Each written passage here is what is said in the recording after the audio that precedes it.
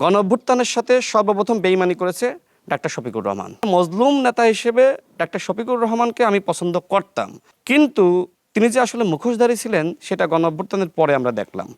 তিনি সর্বপ্রথম বাংলাদেশে আওয়ামী লীগকে সাধারণ ক্ষমা ঘোষণা করেছেন, অর্থাৎ গণঅভ্যুত্থানের সাথে সর্বপ্রথম বেইমানি করেছে ডাক্তার শফিকুর রহমান। সুতরাং এই শফিকুর রহমান সাহেবকে নিয়ে এখন কি বলবো, তিনি নাকি বিএনপির পতন ঘটিয়ে দিবে। ডাক্তার শফিকুর রহমান তো জীবিতই ছিলেন, তাই না? তো ডাক্তার শফিকুর রহমানের নেতৃত্বে মগবাজারের তালাটা পর্যন্ত খোলা যায়নি। জীবন অবাক না করলে কে করবে? 28% মিল্ক ফ্যাটের অবাক করার সাথে ফ্রেশ মিল্ক পাউডার। জীবন অবাক করুক প্রতিদিন। এখন আমি এই যে সব কথাবার্তাগুলো বলি, চোখে আঙ্গুল দিয়ে তাদের মুনাফিকি রাজনীতি আমি মানুষের সামনে ধরিয়ে দিই। যেমন তাদের একজন নেতা, সব থেকে প্রভাবশালী নেতা জামাতের মধ্যে, ডাক্তার আব্দুল্লাহ মোহাম্মদ তাহের ভাই, তিনি বিদেশিদের সাথে বৈঠক করে বললেন যে আমরা শরিয়া আইন কায়েম করব। এটি আমরা কোথাও বলি নাই, এমনকি তাদের নির্বাচনী ইস্তেহারে কোথাও উল্লেখ করা নাই যে তারা ক্ষমতায় গেলে শরিয়া আইন কায়েম করবে।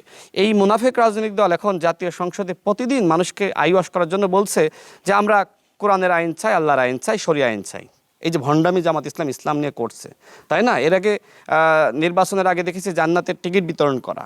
মানে কি করে নাই, মানে ক্ষমতায় আসার জন্য জামাত এমন কোনো অন্যায়, অপরাধ বা অপকর্ম বা মিথ্যাচার, ভণ্ডামি, মুনাফিকি বাকি ছিল না যে তারা করে নাই। কিন্তু এদেশের জনগণ তারা বুঝতে পেরেছে যে এই দেশের যতটুকু পরিবর্তন সেটা শহীদ প্রেসিডেন্ট জিয়াউর রহমানের হাত ধরে, এবং পরবর্তীতে দেশনেত্রী বেগম খালেদা জিয়ার হাত ধরে, এবং বর্তমানে বাংলাদেশে যদি পরিবর্তন হয় সেইটা হবে বর্তমান প্রধানমন্ত্রী জনাব তারেক রহমানের নেতৃত্বে।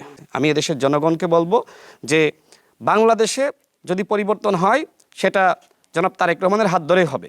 নাহিদ ইসলাম তিনি আসলে গণঅভ্যুত্থান পর্যন্ত তিনি সঠিক পথেই ছিলেন, কিন্তু যে সময় জামাতের ফাঁদে পা দিয়েছেন তিনি আসলে বিপদগামী হয়েছেন।